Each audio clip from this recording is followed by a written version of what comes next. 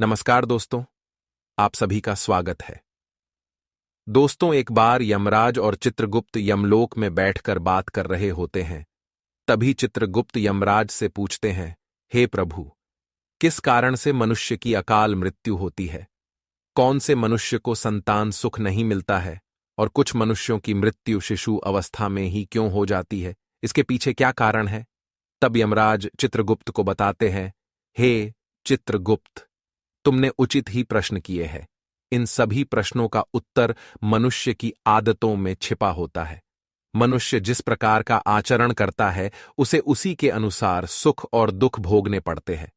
मनुष्य की अकाल मृत्यु होने के पीछे भी उसकी आदतें ही कारणीभूत होती है। तुम्हारे प्रश्नों का उत्तर बताने से पहले मैं तुम्हें एक अत्यंत महत्वपूर्ण कथा सुनाता हूं। इस कथा में तुम्हें तुम्हारे सभी प्रश्नों के उत्तर मिल जाएंगे।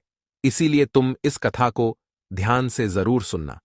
तो दोस्तों, यमराज ने चित्रगुप्त को जो कथा सुनाई है, हम वह आप सभी को सुनाने जा रहे हैं। इस कथा में मनुष्य के आचार विचार, अच्छी और बुरी आदतें तथा जन्म मृत्यु के विषय में बहुत ही महत्वपूर्ण ज्ञान दिया गया है। इस ज्ञान को कभी आधा अधूरा नहीं सुनना चाहिए। तो चलिए बिना देरी किए शुरू करते हैं। यमराज कहते हैं, हे चित्रगुप्त, किसी समय की बात है, मध्य देश में एक अत्यंत सुंदर नगरी थी। उस नगरी में एक धनवान सेठ रहा करता था, जिसका नाम था आत्माराम। आत्माराम बहुत ही मेहनती था। उसने अपनी मेहनत से सारा धन इकट्ठा किया था। उसका बहुत बड़ा व्यापार था और साथ ही उसके पास बहुत सारा खेत था। पूरे नगर में आत्माराम जितना धनी इंसान कोई नहीं था। सौभाग्य से आत्माराम के 3 पुत्र थे और 2 पुत्रियां थीं। आत्माराम के सभी पुत्र पुत्रियों का विवाह हो चुका था। आत्माराम के 3 बेटे उसी के साथ रहते थे और उसके कामकाज में उसकी सहायता करते थे। आत्माराम का बड़ा बेटा किशन बहुत ही समझदार और बुद्धिमान था। वह अपने पिता के सारे काम संभालता था।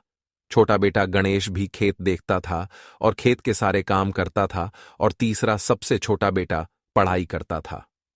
आत्माराम के दोनों बेटों का विवाह हो चुका था और कुछ समय बाद पढ़ाई खत्म होने पर उसने उसके छोटे बेटे का भी विवाह करा दिया और उसे भी अपने व्यापार में काम पर लगा दिया। भगवान की कृपा से सब कुछ ठीक चल रहा था। कई वर्ष बीत गए। आत्माराम के बेटों ने उसके व्यापार को और बढ़ा दिया, और जब आत्माराम की मृत्यु का समय निकट आया तो उसने संपत्ति का बंटवारा करने का सोचा और अपने तीनों बेटों को बराबर हिस्सा करके उसने अपनी सारी संपत्ति तीनों बेटों के नाम कर दी और बड़ी ही प्रसन्नता से उसने मृत्यु को गले लगा लिया। आत्माराम की मृत्यु के बाद उसके तीनों बेटे अपने अपने हिस्से में मिली संपत्ति को संभालने लगे। ऐसे ही समय बीतता गया।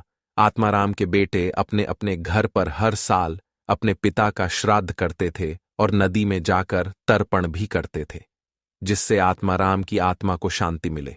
आत्माराम के बड़े बेटे को 3 अत्यंत सुंदर पुत्र की प्राप्ति हुई। फिर छोटे बेटे को 2 पुत्र और 1 पुत्री हुई, लेकिन सबसे छोटे बेटे को कोई संतान नहीं हुई। बहुत साल बीत गए, लेकिन सबसे छोटे बेटे को कोई संतान नहीं हो रही थी। उसने कई उपाय भी किए, लेकिन उसे कभी संतान सुख नहीं मिला, जिस कारण से वह सदा ही दुखी और निराश रहने लगा। कुछ साल बीतने के बाद आत्माराम के छोटे बेटे की तबीयत अचानक खराब हो गई और वह बीमार रहने लगा। उसने अपनी बीमारी के इलाज में अपने पास की सारी जमा पूंजी खर्च कर दी। वह दूर दूर से वैद्यों को बुलाकर अपना इलाज करवाता था। बीमारी के कारण वह अपने कामकाज पर ध्यान नहीं दे पा रहा था, इसीलिए उसकी परिस्थिति और भी अधिक खराब होने लगी थी। उसने कई बार अपने भाइयों के पास मदद मांगी और उनसे उधार पैसे लेकर जीवन का गुजारा करने लगा था। कई वैद्यों को दिखाने के बाद भी उसकी बीमारी ठीक नहीं हो रही थी, जिस कारण से वह बहुत दुखी रहने लगा था।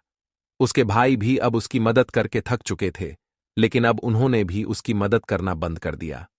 क्योंकि वह अपने बड़े भाइयों से ठीक से बर्ताव नहीं करता था, वह अपने भाइयों की उन्नति देखकर जलने लगा था और उनसे द्वेष करने लगा था, जिस कारण से वह और भी अधिक दुखी रहने लगा था। फिर एक दिन अचानक उसकी मृत्यु हो गई और फिर यम के दूत उसे लेने के लिए उसके पास आ गए। यम के दूत उसे घसीटते हुए यमलोक लेकर जाने लगे। फिर यमलोक पहुंचने पर उसे यमराज के सामने लाकर खड़ा कर दिया गया।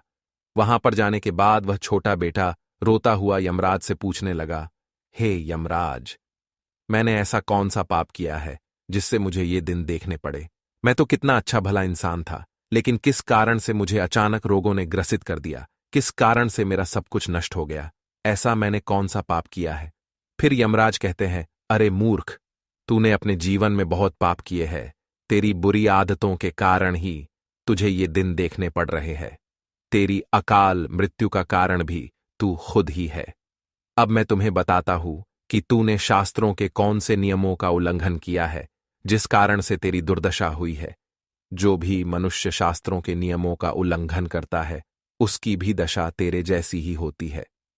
यमराज उस छोटे बेटे से कहते हैं, मनुष्य को हमेशा अपने 5 अंगों को साफ करके ही भोजन करना चाहिए। दोनों पैरों को तथा दोनों हाथों को और अपने मुख को जल से अच्छी तरह से स्वच्छ करके ही भोजन करना उचित होता है।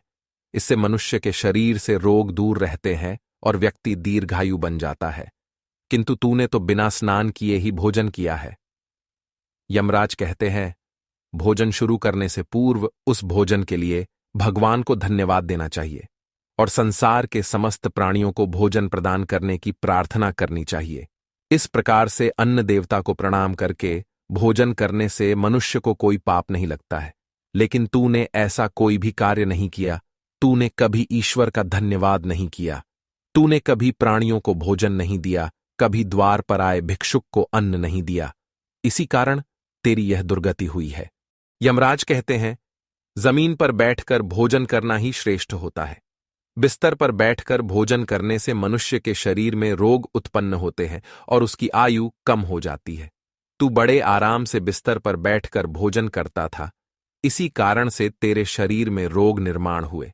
शास्त्र कहते हैं कि दहलीज पर बैठकर भी भोजन नहीं करना चाहिए, किंतु तूने इस नियम का भी पालन नहीं किए, जिससे तेरी धन संपत्ति भी नष्ट हो गई।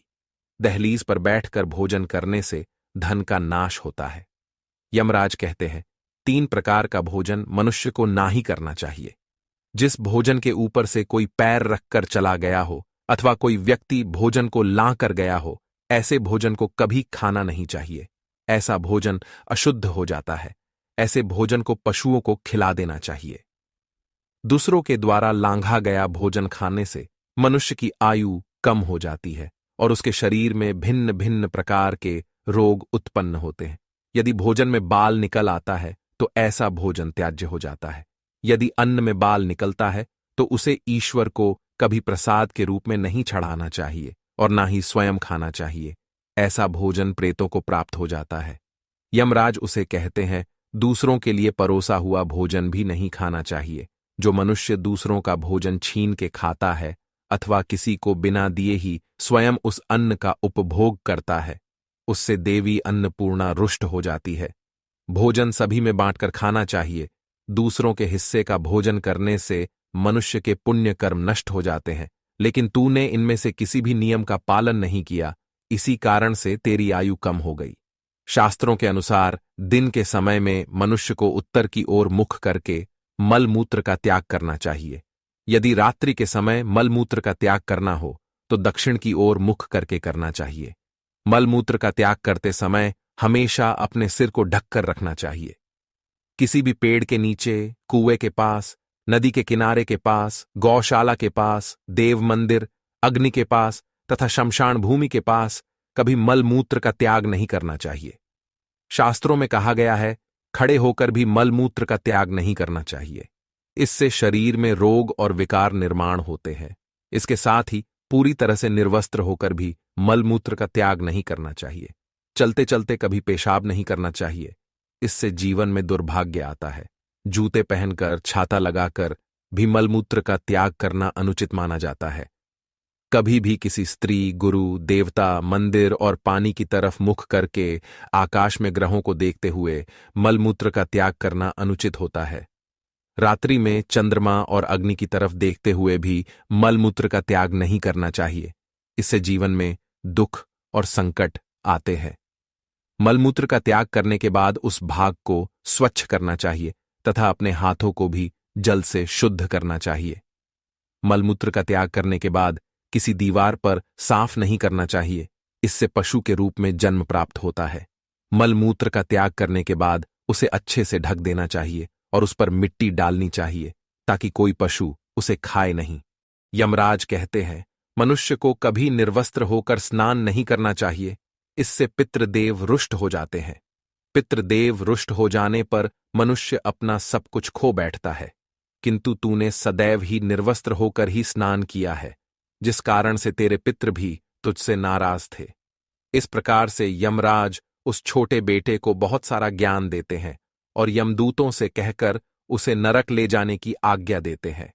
तो दोस्तों, इस प्रकार से मनुष्य को कभी शास्त्रों के नियमों का उल्लंघन नहीं करना चाहिए। यमराज ने चित्रगुप्त को जो ज्ञान दिया है वह अत्यंत महत्वपूर्ण है। उम्मीद है आपको यह जानकारी अच्छी लगी होगी। वीडियो को लाइक जरूर करें। ऐसी ही आध्यात्मिक जानकारी वाले वीडियो देखने के लिए चैनल को सब्सक्राइब करें और कमेंट में जय श्री कृष्ण अवश्य लिखें। आप सभी का धन्यवाद।